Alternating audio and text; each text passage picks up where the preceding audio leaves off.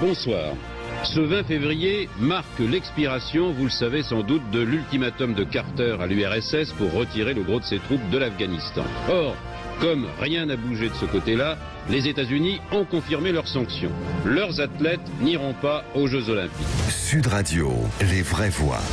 Le débat est ouvert. Vous avez reconnu la voix de Roger Gicquel. C'était en février 1980. Les États-Unis n'enverront aucun représentant diplomatique aux Jeux Olympiques et Paralympiques de Pékin en raison du, je cite, du génocide et des crimes contre l'humanité en cours au Xinjiang, a annoncé la Maison-Blanche hier soir. Aucun représentant donc du gouvernement des États-Unis n'assistera aux Jeux, mais les athlètes américains, eux, participeront bien aux compétitions. Un semi-boycott, si on compare à celui de 1980, lorsque les Américains avaient décidé de ne pas aller à Moscou pour cause d'invasion de l'Afghanistan, ou le boycott des pays de l'Est en 1984 pour les JO de Los Angeles. On peut dire que c'était une réponse du berger à la bergère, même si la patineuse est-allemande Katharina Witt était venue sur le plateau du 20h de TF1 pour dire que c'était parce que la sécurité des athlètes n'était pas respectée. D'où notre premier débat, boycott diplomatique des JO de Pékin. Les États-Unis ont-ils raison? Et vous êtes 59,3% à dire oui. Avec nous, le monsieur Jeux Olympiques de la télévision française, auteur d'un excellent livre, un fabuleux cadeau de Noël, Mémoires Olympiques, publié chez Michel Lafon. Bonsoir Nelson Montfort. Bonsoir Philippe, bonsoir à vous tous. Parlons vrai, on est sur Sud Radio. Est-ce que ce n'est pas une méthode, un peu faux d'herche, ce boycott diplomatique? Soit on boycotte totalement et on n'envoie pas d'athlètes, soit on boycotte pas. Oui, alors le seul problème, c'est que des Jeux Olympiques sans Américains, ça serait un petit peu comme Sud Radio sans Philippe Bilger. Donc ça, on est d'accord. Il y aurait, vous êtes d'accord? On est d'accord. Ou sans Philippe David, ou voilà. Ou la Ligue 1 sans le PSG, ou le top 14 sans le Stade Toulousain, bien sûr. Voilà, donc... Stade Toulousain, d'accord. Donc, effectivement, vous avez raison, Philippe, c'est ce qu'on appelle un semi-boycott. C'est un boycott diplomatique. Je vous ai entendu tout à l'heure à 17h dire que c'était la première fois qu'on utilisait ce langage, pourtant diplomatique. En tout cas, ce dont je suis sûr, et effectivement, je développe ça dans mon livre que vous avez eu la gentillesse de citer, c'est que les boycotts sportifs n'ont en général servi à rien, si ce n'est à pénaliser les premiers intéressés, c'est-à-dire les athlètes. Le boycott olympique de Moscou 1980 a été une catastrophe, non seulement pour les États-Unis, mais pour les pays occidentaux, puisque beaucoup de pays occidentaux ont suivi cette injonction américaine. Donc voilà, là, bon, le président des États-Unis ou sa vice-présidente n'assisteront pas. Bon, je pense que les athlètes s'en remettront. C'est un signe plutôt qu'une sanction. Vous l'avez évoqué, Nelson, est-ce que justement, ça n'est pas une solution très habile, choisie par les États-Unis? C'est presque trop habile. Oui, mais on ne pénalise pas les sportifs et on montre une désapprobation. Est-ce que ça n'est pas quelque chose à la fois d'original et peut-être... En tout cas, c'est la première fois que ça se produit et je crois que ce n'est pas la dernière. Parce que là, je pense que c'est le type de décision qui pourrait faire boule de neige. Enfin, c'est vrai pour des jeux d'hiver. Donc, non, mais je sais à qui je m'adresse. Elle est excellente. Donc, voilà, je pense qu'effectivement... je pense qu'effectivement, c'est certainement pas la dernière. Reste à savoir quelle va être l'attitude des pays européens, notamment la France. Pour l'instant, c'est une sorte un peu de politique mi-chèvre, mi-chou. En fait, il s'agit de savoir assez clairement si le président Macron ira assister à la cérémonie d'ouverture ou de clôture des Jeux de Pékin. C'est ça la question. Il n'y a pas 25 autres questions. Mon cher Nelson, c'est que là, il y va ou il y va pas, ce ne sera pas possible de faire le en même temps. Oui, c'est exact.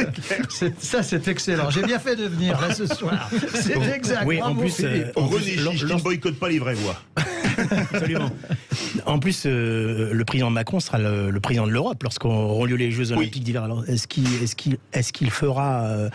est-ce qu'il aura l'audace de ne pas y aller? Je sais qu'il y a une coordination là qui est en train de se mettre en place. Ils sont en train de coopérer, les pays européens, pour décider si oui ou non ils iront.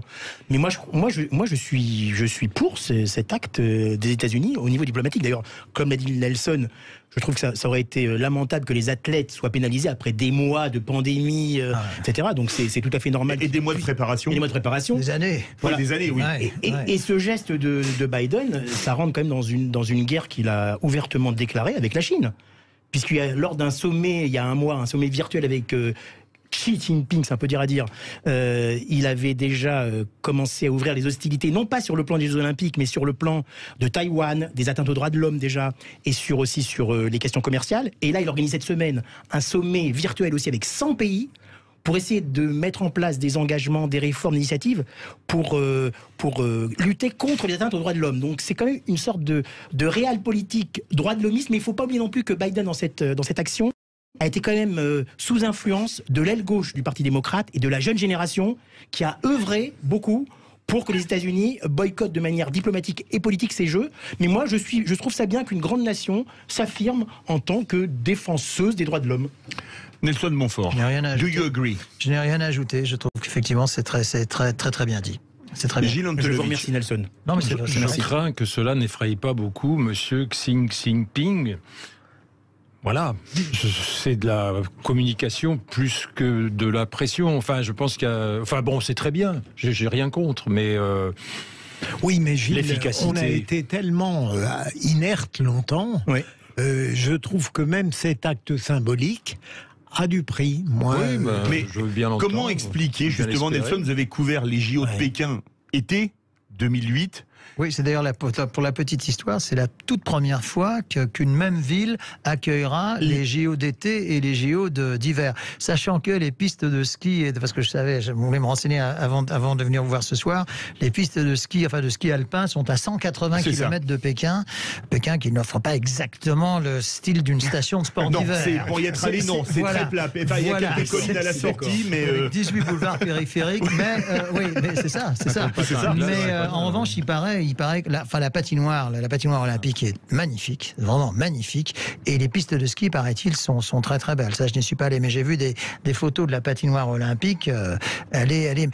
Je crois que ce que vient de dire René, je crois que le plus important, c'est que les athlètes y aillent. Absolument. Oui. Ça c'est le plus important, parce que de pénaliser, parce que j'imagine que c'était un petit peu dans la réflexion. Oui, à mon avis, je pense.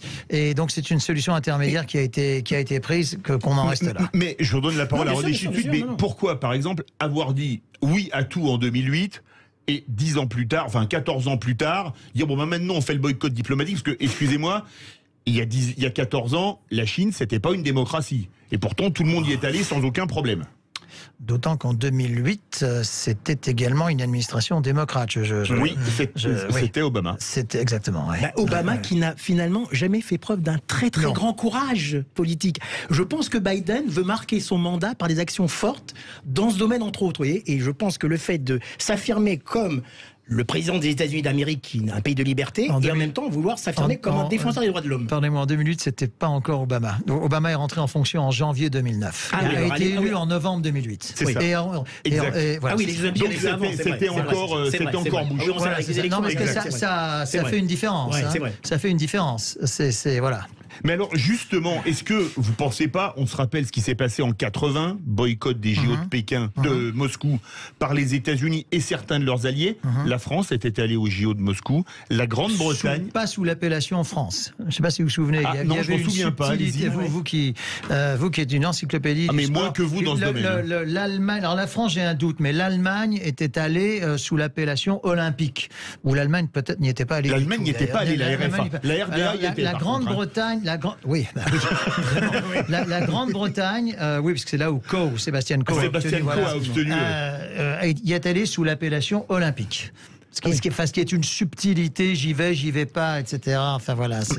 Mais vous savez, pardon. Non, allez-y. Non, ce que je veux dire, c'est que les JO aujourd'hui, c'est bien plus qu'une épreuve sportive. Oui. Les JO, le sport à ce niveau de popularité et d'impact, il faut savoir qu'une cérémonie d'ouverture des Jeux d'été, bon d'hiver peut-être un peu moins, mais d'été, une cérémonie, c'est presque 3 milliards de téléspectateurs. Oui. On est dans cet ordre-là. Et donc voilà, tout geste, évidemment, prend un impact considérable. C'est sûr. Donc voilà, c'est pour ça d'ailleurs, et là je rejoins Philippe, c'est pour ça que ce boycott diplomatique a un impact, ça c'est certain. Mais alors, je voulais poser une question. Donc 1980, les Américains boycottent. 1984, c'est les pays de l'Est en rétorsion voilà. boycottent les JO de Los Angeles. Est-ce que quelque part, on rappelle simplement que les JO de 2028 seront à Los Angeles? Oui. Ironie de l'histoire, c'est-à-dire entre-temps il y aura Paris. Est-ce que vous ne voyez pas la Chine en mesure de rétorsion avoir une politique à peu près équivalente dans 5 ans et demi? Oui, je pense que la réponse est dans la question. D'ailleurs, je crois que les autorités chinoises ont dit, nous allons, enfin, je sais pas, il y a un... Oui, elle a communiqué qu'elle n'était pas très contente. Voilà, exactement. Donc, tout à fait. Voilà. Mais d'abord, je pense que les téléspectateurs du monde entier, les grands fans de sport, se moquaient éperdument de savoir s'il y a le vice-président de tel pays ou le vice-président de tel autre pays à la cérémonie. Ce qui les intéresse, c'est de voir les athlètes, de voir les compétitions. C'est ça qui intéresse quand on regarde les Jeux Olympiques. Et en plus, les Chinois eux-mêmes, à la limite, s'en moquent un peu finalement de cette non-représentation diplomatique. Et il y a même un journal d'État chinois qui a dit écoutez, s'il y a moins de diplomates et de représentants américains sur le territoire chinois, ça nous fera moins de virus sur le territoire. Vous vous rendez compte un petit peu d'où ça va? Il y a une véritable guerre entre les deux pays maintenant. Il y a une véritable guerre. Mais est-ce que finalement, on parlait beaucoup ces dernières semaines des montées de tension, notamment autour de Taïwan? Oui. On parlait beaucoup des montées de tension entre les USA et la Chine. Est-ce que finalement, quelque part, on dit, je crois que c'était Clausewitz qui disait que la guerre était la continuité de la diplomatie lorsque celle-ci a échoué. Par d'autres moyens, est-ce que là, quelque part, c'est pas un moyen de faire un bras de fer sans trop montrer les muscles, quoi. Pas en envoyant des porte-avions à proximité des eaux territoriales chinoises, vous voyez ce que je veux dire? Nous espérons tous que ça ne sera pas suivi d'une guerre. On est bien d'accord. Est-ce que c'est pas une nouvelle manière? Parce qu'aujourd'hui, les Jeux Olympiques, c'est pas que du sport, c'est de la politique. Et il y a aussi le sponsoring. Voilà. Nombre de gros sponsors sont américains. On peut citer une marque. Le plus gros sponsor, c'est Coca-Cola. Les deux plus gros sponsors, il y a une boisson gazeuse relativement connue, plus effectivement. Qui commence par un C. Voilà, ils ont deux noms et qui commencent par un C, c'est ça, oui. Voilà. Et d'ailleurs, pour la petite histoire, parce que Philippe a fait raison quand il fait le lien entre USA et sponsoring et JO, c'est que les premiers sponsors apparus dans des Jeux Olympiques remontent aux Jeux de Los Angeles 1932. C'était la première fois qu'on a vu des sponsors. Jusqu'alors, c'était... Et depuis, ça n'a cessé d'enfler, bien entendu, y compris d'ailleurs dans les pays crypto-communistes de l'époque qui ne se gênaient pas spécialement pour avoir des panneaux de sponsoring autour de leur stade. Ça, c'est vrai. Je voulais poser une question au grand journaliste sportif qu'est Nelson. Alors, immense. Grand, là, vous êtes comme ça, la réalité. C'est pas spécialement lié à la Chine, c'était juste une question d'amateurs de sport. Je voulais savoir quelles étaient les chances de la France dans ces futurs Jeux Olympiques d'hiver. Est-ce qu'il y a des grandes chances de médailles dans quel domaine? Je suis moins spécialiste des sports d'hiver, c'est pour ça que je voulais savoir un petit peu. Alors en ski, évidemment, c'est extrêmement difficile de faire des pronostics parce que une médaille peut se transformer en 8e place à 30 centièmes de seconde près, et je n'exagère pas. Dans des slaloms spéciaux, il peut y arriver jusqu'à 10 ou 12 coureurs dans la même seconde.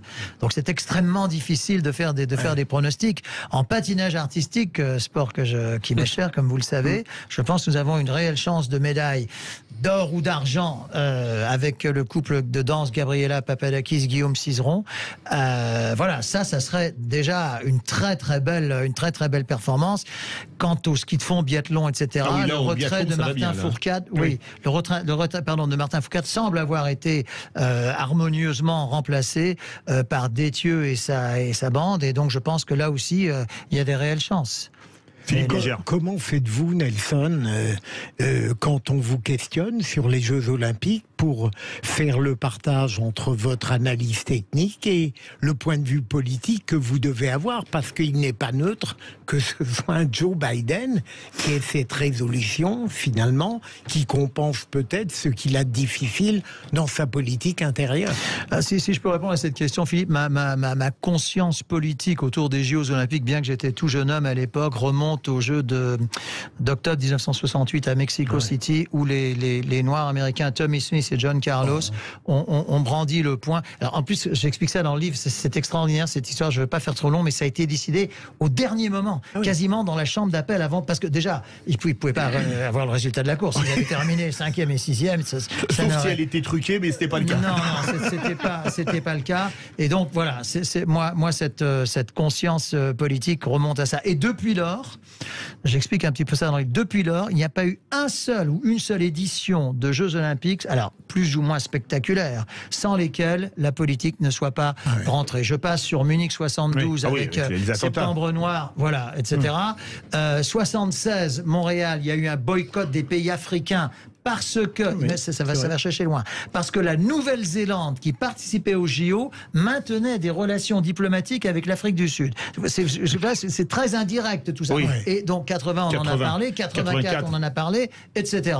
Donc il y a très rare, enfin peu, n'existe pas des JO depuis la guerre, si vous voilà, exactement.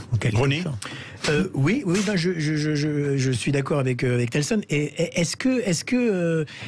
est-ce que ça peut influer sur les sportifs, ce genre de choses, est-ce qu'ils s'en foutent complètement, pour parler un peu vulgairement? Je pense que pour les USA, si les USA aujourd'hui, avec la Chine, parce que là, ça va être vraiment entre USA et Chine qui va être pour eux la plus belle symbolique, c'est qu'on entende l'hymne américain sur la première marche des podiums. C'est ça leur manière de. Et je pense que connaissant le patriotisme des Américains et notamment le patriotisme des chaînes de télévision américaines en la circonstance NBC, on peut compter sur eux pour pour faire monter la sauce. Ça me rappelle un moment extraordinaire que vous racontez de mémoire dans votre livre. Quant au JO de Moscou, on est en pleine période Solidarnosc en Pologne, Kozakiewicz bat Volkov à la perche et il réussit son saut gagnant et il fait un bras d'honneur au public du stade olympique de Moscou avec son juste corps Pologne. C'était impressionnant, non? Et ce qu'il y a d'encore plus extraordinaire, comme quoi peut-être qu'on peut parler de trêve olympique, c'est qu'il ne lui est rien arrivé après. Oui. Parce que quand j'ai vu ça, je me suis dit, là, il va avoir des problèmes. Les Russes, des gros problèmes. Soit à Moscou, soit en rentrant à Varsovie, il va avoir des ennuis, je me disais. J'étais dirigé par le général Jaruzelski à l'époque. Un grand démocrate. Je crois que c'est la seule fois dans l'histoire du sport communiste, et là, nous étions en plein dedans. Et il a échappé à toute sanction. Enfin, voilà, c'est assez curieux. Alors, doigt d'honneur, ça aurait été pas mal. Alors, Nelson Montfort, vous le savez, il a écrit un excellent livre, très beau cadeau de Noël, Mémoires olympiques chez Michel Lafon. On était partenaire de son dernier spectacle, Brassens, à Bobino, qui est absolument génial. Et là, vous êtes sur scène à la Contrescarpe. Alors pour un autre immense artiste français, Jean Ferrat. Dites-nous en 2 mots. Je suis sûr qu'autour de cette table, vous devez apprécier Jean Ferrat. Tout le monde aime Jean Ferrat. Eh bien, tous les mercredis du mois de décembre, donc dès demain à 19h, dans ce très charmant théâtre de la Contrescarpe, qui programme la chute de Camus, à la recherche du temps perdu de Proust. Je suis en très très bonne compagnie. Il faut le reconnaître. Eh bien, je propose une causerie musicale sur cet immense artiste. Je détaille sa vie à travers ses principales chansons. Eh bien, écoutez, et c'est toujours d'excellentes factures parce que c'est vraiment. Je dois le dire, Nelson écrit très bien quand il écrit sur le sport, mais il écrit également très bien quand il écrit des textes. Merci à vous, Nelson Montfort, auteur de Mémoires olympiques, publié chez Michel Lafon. Verdict, boycott diplomatique des JO de Pékin, les États-Unis ont-ils raison? Oui, vous dites oui à 56,3%. Ça vous dirait, les vraies voix, la chronique présidentielle de Philippe Rossi? Bien sûr. Eh bien, écoutez, c'est tout de suite, les amis.